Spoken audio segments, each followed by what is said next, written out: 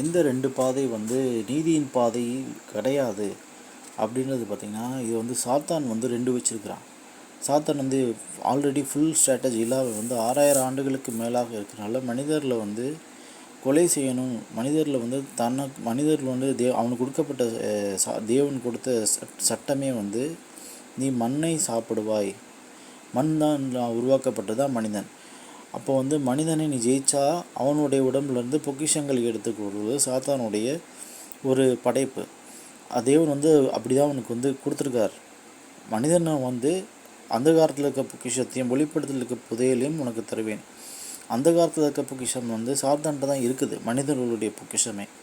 உதாரணத்துக்கு ஆயுள் காலம், சாத்தான் வந்து அங்கே வந்து திருடி அவனுடைய அந்த காலத்தில் வச்சுருக்கிறான். இதை தான் நம்ம திரும்ப எடுக்கிறோம். நம்ம வந்து கர்த்தருக்குள்ளே பெருகும் பொழுது அந்த வல்லமையில் மறுபடியும் போய் கர்த்தருடைய ஆவியானவர் அதை தான் திரும்ப எடுக்கிறார். அந்த காலத்தில் வந்து நம்மளுடைய பொக்கிஷம் மாட்டிக்குது. உதாரணத்துக்கு இது நல்ல உதாரணம் வந்து இயேசு கிறிஸ்துவனுடைய நட்சத்திரம். எல்லாருக்குமே நட்சத்திரம் இருக்குது. இந்த நட்சத்திரத்தை தான் நம்ம வேதத்துலேயும் வாசிக்கிறோம். இயேசு சாமி பிறக்கும் பொழுது அவர் நட்சத்திரத்தை தேடி சூனியக்காரர்கள், ஆசியாவிலேருந்து சூனியக்காரர்கள் வந்து கிளம்பி வராங்க. அதாவது வானத்தை பார்க்கக்கூடிய ஸ்டார் கேசர்ஸ் அப்படின்னு ஆங்கிலத்தில் சொல்லுவாங்க. இவர்கள் வந்து வானத்தை எப்போ பார்த்தாலும் நட்சத்திரங்களை பார்த்தே இருப்பாங்க. நட்சத்திரங்கள்னா அங்கே வந்து மனிதர்கள் வந்து இந்த குழந்தைகள் பிறக்கக்கூடிய நட்சத்திரத்தை கரெக்டாக கண்டுபிடிக்கிறாங்க. இது வந்து மேக்ஸிமம் சபையில் இருக்கவங்களுக்கு தெரியாது. இது வந்து ஒரு ரகசியம். இவங்க வந்து இந்த சூனியக்காரர்களில் வந்து ஒரு கூட்டத்துக்கு பேர் வந்து ஆஸ்ட்ராலஜர்ஸ், ஸ்டார் கேசர்ஸ்ன்னு சொல்லுவாங்க. இவங்க வந்து இந்த நட்சத்திரத்தை பார்த்து இது ராஜாவாக இந்த குழந்தை பிறக்க போகுது, இந்த நட்சத்திரத்தை வச்சு கண்டுபிடிச்சிட்டாங்க.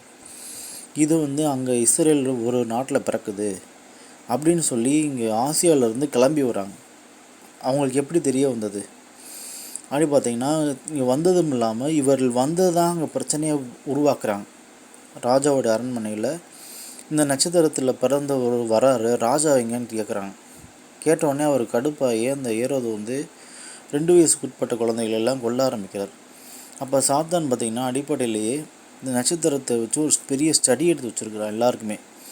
அதே மாதிரி இந்த நட்சத்திரத்தை வந்து யாருக்கும் நம்ம சொல்லவும் கூடாது. இந்த நட்சத்திரத்துக்கும் சாத்தான் திருடுவதுக்கும் சம்மந்தம் இருக்குது. சாத்தான் ஜெயித்த உடல் வந்து அவன் வந்து அடிப்படை ஒரு மரபு என்னென்னா, சாத்தான் ஜெயிச்சிட்டான்னா அவன் தலை மேலே ஏறி நின்றுவான். செத்த உடல் மேலே அவன் ஜெயித்த உடல் அப்படின்னு நம்ம எடுத்து கைப்பற்றிக்குவான். அதை வந்து தேவன் வந்து ஒன்றும் பண்ண முடியாது. இப்படி தான் வந்து அந்த ஆத்துமாக்கள் வந்து ஒரு பகுதியை அவங்கள்லேருந்து எடுத்து